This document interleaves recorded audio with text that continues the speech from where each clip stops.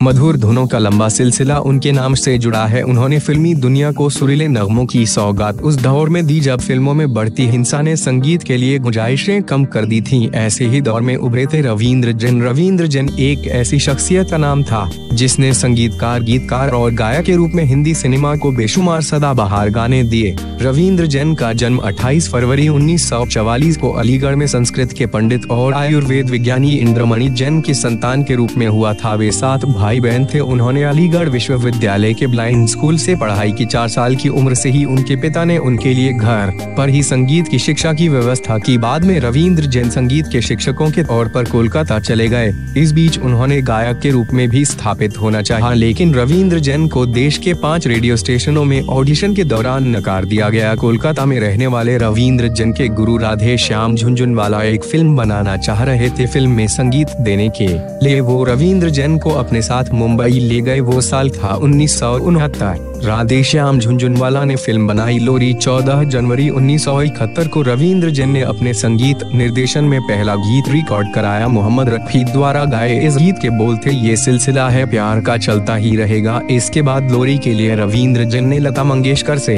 4 गीत और एक गीत लता और आशा से गवाया, लेकिन राधे श्याम फिल्म पूरी नहीं कर सके। फिर भी रवींद्र जैन की खुशी का ठिकाना नहीं था। उन्हें पहली ही फिल्म में रफी, लता और आशा जैसे दिग्गज गायकों से गवाने का मौका मिला था। रवींद्र जैन के संगीत निर्देशन में जो पहली फिल्म रिलीज हुई वो थी कांच और हीरा 1972। इस फिल्म में रवींद्र जैन ने फिर रफी साहब से एक गीत गवाया जिसके बोल थे नजर आती नहीं मंजिल। ये फिल्म तो बॉक्स ऑफिस पर फेल हो गई, लेकिन रवींद्र जैन फेल नहीं हुए। 1973 में आई राजश्री प्रोडक्शन की फिल्म सौदागर ने रवींद्र जैन की किस्मत के दरवाजे खोल दिए। इस फिल्म के गीत तेरा मेरा साथ रहे और सजना है मुझे सजना के लिए आज भी गुनगुनाए जाते हैं। इसके बाद चोर मचाए शोर 1974 में रवींद्र को मौका मिला तो उन्हें किशोर कुमार से कालजयी गीत गवाया, घुंघरू की तरह बजता ही रहा हूँ मैं। इसके बाद रवींद्र जैन के संगीत से सजी चोर और अंखियों के झरोखे ने तो पूरे देश को झूमने पर मजबूर कर दिया।